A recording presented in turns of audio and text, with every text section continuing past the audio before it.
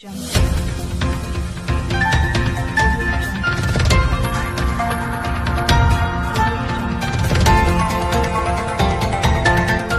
देख रहे हैं RPKP इंडिया न्यूज। नमस्कार, मैं Shiv Vinayak Tiwari RPKP India news में आपका स्वागत करता हूं।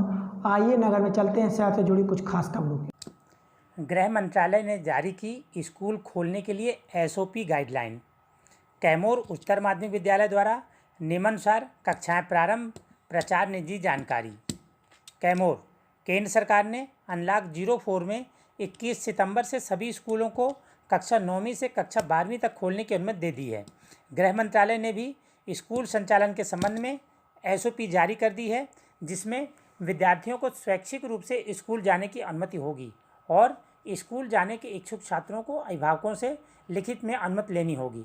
कैमूर उच्चतर माध्यमिक विद्यालय कैमूर में भी कक्षा 9वीं से 12वीं तक के बच्चों का शिक्षा अध्ययन शुरू हो चुका है। विद्यालय के प्राचार्य PP नेमा एवं चेयरमैन शैलेंद्र शुक्ला ने 21 सितंबर से पुनः शुरू होने वाले स्कूल के संबंध में RPKP इंडिया न्यूज़ के माध्यम से चर्चा उपरांत बताया कि किस तरह हम सभी बच्चों को शासन की जो गाइडलाइन है नियमित रूप से पालन कराते हुए बच्चों को शिक्षा प्रदान कर रहे हैं। रिपोर्ट गुलशन चक्रवर्ती के साथ cameraman Sant Sharan Singh, RPKP India news Kaimur. tan inverse A minus B बटे 1 plus AB,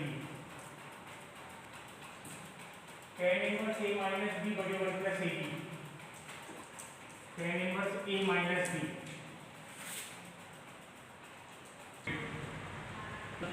of the COVID-19, because this is the compulsion of us to provide ourselves any sort of education or any sort of work.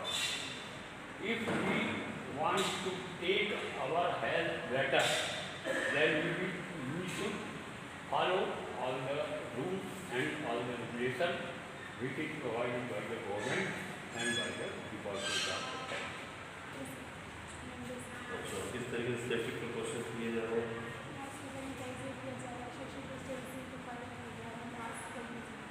हर तरीके से safety mask खोल लो जी, mask नीचे करो। और कितने distance पे बैठ रहे हैं? डिस्टेंस बना करके 6 फुट की दूरी। पढ़ने में कोई दिक्कत नहीं जा रही है? टीचर से कोऑर्डिनेशन आप जैसे मैंने आपको बताया कि इस साइड से फोर्स अप्लाई कर रहे हैं बट बॉल में कोई चेंजेस नहीं आ रहा है, मतलब वो बोथ साइड से यहाँ पर बैलेंस।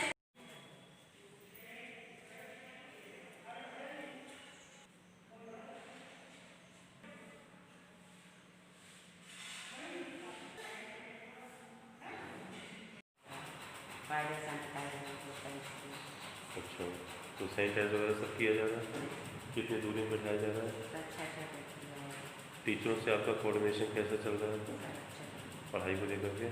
ठीक है, थैंक यू बोलेंगे टीचरों को। आपने अवलोकन किया होगा कि हमारे विद्यालय में जो बच्चे उपस्थित हैं और जो शिक्षक कर्मचारी उपस्थित हैं, सभी कोरोना से बचाव के मास्क का उपयोग हो गया, सैनिटाइजेशन का उपयोग हो, ये सब बराबर कर रहे हैं।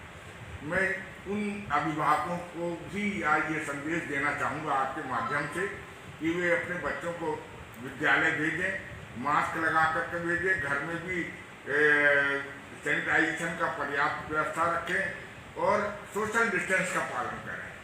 विद्यालय आए बगैर कोई भविष्य में चपरासी भी नहीं बन सकता है। अच्छी शिक्षा आगे बढ़ने की प्रेरणा देती है, प्रतिस्पर्धा में आगे जाने का मार्ग उपलब्ध कराती है। अगर सरकार केवल कोरोना के कारण उनको बिना परीक्षा दिए पास कर दे, उससे उनका भविष्य नहीं बनेगा। विद्यालय आएंगे, ज्ञान प्राप्त करेंगे, उससे उनका भविष्य बनेगा। इस आशा के साथ मैं उनसे कह रहा हूं कि वो विद्यालय भेजें। बहुत सारे अभिभावक फीस की चिंता में परेशान हैं कि फीस लगेगी। बच्चे का भविष्य देखिए, फीस तो छोटी सी गौण चीज़ है। पिछली फीस की हम कोई बात नहीं कर रहे हैं। आगे विद्यालय खुलेगा तो विद्यालय को चलाने के लिए शुल्क भी आवश्यक है, इसलिए जो स्कूल वाले याद दिलाते हैं कि फीस, वो उन्हें वो शुल्क चुकाना चाहिए। हमारे विद्यालय से किसी गार्जियन को फीस के लिए कोई संदेश नहीं भेजा गया और हमारी उन अभिभावकों से अपेक्षा है कि अपने बच्चे को विद्यालय भेज के उसके भविष्य को सुरक्षित बच्चे शिक्षित रहेंगे, आने वाले समय में शिक्षा से ही बच्चे की आइडेंटिटी होगी, पैसे से नहीं होगी। काबिल बने, काबिलियत अपने आप झकमरा के आगे आएगी। कैमूर उच्चतर माध्यमिक विद्यालय प्राचार्य श्री पी नेमन जी के समक्ष खड़े हुए जिस तरह का कोरोना काल चल रहा है, कोरोना वॉलंटियर्स के रूप में जिस तरह पुलिस कर्मियों ने, सफाई कर्मचारियों ने, डॉक्टर्स ने बढ़ चढ़ के योगदान दिया है, अपनी जान हथेली को रख के ड्यूटी ना समझ के सेवा बना करके इस कार्य को जो है गंभीरतापूर्वक लिया हुआ है। इसी श्रेणी में कोरोना योद्धा के रूप में आज शिक्षकों ने जो अपना नया आयाम और नया नाम बनाया है, वास्तव में बहुत सराहनीय है। जो कहा गया है, गुरु ब्रह्मा गुरु विष्णु गुरुदेव महेश्वरा, गुरु साक्षात परम ब्रह्म तस्मै श्री गुरुवे नमः। आज इस श्रृंखला में, इस कड़ी में कोरोना वॉलंटियर्स के रूप में सभी समस्त कैमूर उच्चतर माध्यमिक विद्यालय के गुरुओं ने, शिक्षकों ने, प्राचार्यों ने मिलकर के जो एक नई मुहिम चलाई है गवर्नमेंट की गाइडलाइन में स्कूलों को संचालित करने के आंशिक रूप से। हम जानना चाहते हैं किस तरीके की सेफ्टी प्रिकॉशन लेकर के और बच्चों की सुरक्षा को ध्यान में रखते हुए आपने इस कार्य को चालू किया, प्लीज़। केंद्र सरकार स्वास्थ्य मंत्रालय और परिवार कल्याण मंत्रालय ने जो SOP जारी की थी स्कूल खोलने के संबंध में 21 सितंबर से स्कूल के रीओपनिंग के लिए उन्होंने गाइडलाइंस जारी की। उस गाइडलाइंस को स्टेट गवर्नमेंट ने भी मध्य प्रदेश की उसको फॉलो किया है और जिसके अंतर्गत 21 सितंबर से आंशिक रूप से विद्यालय खोले जाने के निर्देश हमें प्राप्त हुए थे। उस गाइडलाइंस में जो सबसे महत्वपूर्ण बात थी वो था अभिभावकों का रोल, गार्जियंस का, जिसमें ये कहा गया था कि अगर उनकी स्वीकृति प्राप्त होती है लिखित में तो बच्चे विद्यालय में आकर अपने शिक्षकों से मार्ग निर्देशन ले सकते हैं। मार्ग निर्देशन भी उस बात का जो मध्य प्रदेश स्कूल शिक्षा विभाग ने जो व्हाट्सएप पर या दूरदर्शन पर जो लिंक जारी की थी हर विषय के अलग अलग टॉपिक्स पर, उसमें यदि बच्चों को कोई बात समझ में नहीं आई है तो वो विद्यालय में आकर अपने शिक्षकों से उसके संबंध में अपनी समस्या का समाधान कर सकते हैं। इसी कड़ी में हमने भी 21 सितंबर से हमारे विद्यालय प्रबंधन ने हमें स्वीकृति दी कि हाँ, मध्य प्रदेश सरकार के नियमों का पालन करें और विद्यालय को 21 सितंबर से पुनः खोल दें, जो कि लगभग 5-6 माह के बाद खोल रहे हैं जी। तो ये देखा गया कि कुछ अभिभावक ने तो स्वीकृति दी है अपने बच्चों को विद्यालय में जाकर मार्गदर्शन लेने की, लेकिन अधिकांश अभिभावक अभी भी इस कोरोना के संक्रमण से बचाव के लिए अभी बच्चों को शायद या तो स्वीकृति नहीं दे रहे हैं या फिर बच्चे उनसे स्वीकृति मांग नहीं रहे। दोनों बातें संभव हैं क्योंकि विद्यालय तो रीओपन हो गए। जिन बच्चों की पढ़ाई में अभिरुचि है वो बच्चे विद्यालय बराबर आ रहे हैं, अपनी समस्याओं का समाधान कर रहे हैं। और शायद आपने भी बच्चों से बाइट ली होगी तो बच्चों ने जी इस संबंध में आपको भी अवगत कराया होगा कि उनकी समस्याओं को दूर किया जा रहा है या वो इस बात से संतुष्ट हैं कि विद्यालय रीओपन होना चाहिए, क्योंकि पढ़ाई का उनका बड़ा नुकसान एक हो चुका है और आगे भविष्य के लिए भी वो जो है चिंतित हैं। इसलिए बराबर विद्यालय वो आ रहे हैं और पूरे मनोयोग के साथ विद्या अध्ययन कर रहे हैं, अपनी समस्याओं का निदान कर रहे हैं। हमें खुशी है कि हमारे शिक्षक पूरे मनोबल के साथ, पूरे मनोयोग के साथ बच्चों के साथ पढ़ाई में जुटे हुए हैं। किसी भी प्रकार से उनमें उनकी समस्याएं उनके अध्ययन में रुकावट न डालें, इसलिए वो उनकी समस्याओं का लगातार समाधान करते चले जा रहे हैं। अब रही बात बच्चों को स्कूल बुलाने के बाद उनके सुरक्षा की, जी सबसे महत्वपूर्ण है हमको बच्चों की सुरक्षा। तो इसके लिए हमारे प्रबंधन ने बराबर स्कूल को सैनिटाइज करवा लिया है। प्रतिदिन स्कूल लगने से पहले, क्लासेस लगने से पहले कक्षाओं में सोडियम हाइपोक्लोराइड का छिड़काव किया जाता है 1%, और सभी कक्षाएं साफ सुथरी हैं। बच्चों को मास्क लगाने के लिए कहा गया है, मास्क बिल्कुल ना उतारें, 2-3 बार हैंड वॉश करें, जी। इसके लिए विद्यालय ने प्रबंध किया हुआ है, और एक दूसरे के साथ हाथ ना मिलाएं, गले ना मिलें, ये सब चीज़ें उन्हें निर्देश के तौर पर बता दी गई हैं, जिनका कि बच्चे बराबर पालन कर रहे हैं।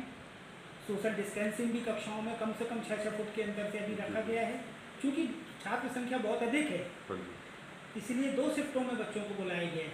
किस क्लास से किस क्लास तक है सर? 9वीं से 12वीं तक के जो है बच्चों के डाउट्स क्लियर किए जा रहे हैं, जी जी। और अभी 1 से 8वीं तक के लिए निर्देश प्राप्त नहीं हुए हैं। अगर वो भी प्राप्त होंगे तो उन बच्चों को भी विद्यालय में बुलाकर उनकी भी समस्याओं का निदान विद्यालय करने के लिए तत्पर है। उन 2 शिफ्टों की टाइमिंग क्या है सर? पहली शिफ्ट 8 से लेके 10:30 तक, जी और दूसरी 11:20 से 2 बजे तक। जी जी। इन 2 शिफ्टों में बच्चों को बुलाया जा रहा है। हाँ। कक्षा कक्ष अलग अलग हैं, जी जी। वेल एयरी हैं, लाइटेड हैं, कहीं ऐसी कोई समस्या नहीं है विद्यालय में हाँ जी। जिसमें बच्चों को पढ़ने में थोड़ी सी भी असुविधा हो, जी जी। और कोरोना से संक्रमण के पर्याप्त उपाय जो भी हो सकते हैं विद्यालय अपने स्तर पर जी जी। कर रहा है। इसके लिए हमने नगर परिषद से भी सहयोग मांगा था, उन्होंने भी जो है विद्यालय को सैनिटाइज किया है। जी। मैं धन्यवाद देता हूँ उनके सीएमओ को। और बच्चों के सर फीस को लेकर के चालू हुए हैं जी। गवर्नमेंट की गाइडलाइन से, तो हमारे तो- फीस को लेकर के किस तरीके की अपनी गाइड है? हाँ, हमारे प्रबंधन ने पहले ही ये स्पष्ट कर दिया था कि कोरोना संक्रमण को लेकर जो स्कूल बंद हैं, जी यदि हाई कोर्ट में जो प्रकरण इस मामले में दायर है उसमें अगर निर्णय ये होता है कि फीस नहीं लेना है जी जी। तो हम किसी भी प्रकार से फीस नहीं लेंगे। लेकिन यदि हाई कोर्ट ने हमारे पक्ष में निर्णय किया, जो है ये हमने बंद नहीं किया, हाँ जी हाँ जी। ये तो शासन के निर्देश थे। बच्चे तो रजिस्टर्ड हैं, शिक्षकों का वेतन दिया ही जा रहा है, स्कूल के एस्टेब्लिशमेंट में खर्च लग ही रहा है, तो यदि हाई कोर्ट कहेगा तो हम फीस लेंगे, अन्यथा हम नहीं लेंगे। सपोज सर हाई कोर्ट का फैसला आपके फेवर में आता है तो फीस लेने में भी हैंड्स करेंगे, पेनाल्टी के दायरे में आएगी नहीं आएगी? इसको नहीं, किस पेनाल्टी तरह- के दायरे में तो नहीं आएगी। जी जी। और रही बात 5 महीने की फीस की, हाँ जी। क्योंकि विद्यालय तो अप्रैल में ही खुल गए, जी जी। तो ये तय किया हमारे प्रबंधन ने कि जुलाई से जो है हाँ जी। हम फीस बच्चों की जो है किस्तों में देंगे, अच्छा। मतलब जो इजी इंस्टॉलमेंट्स होंगे हाँ जी हाँ जी। उनमें ही बच्चों की फीस दी जाएगी। और जो बच्चे नहीं आ रहे हैं जी जी।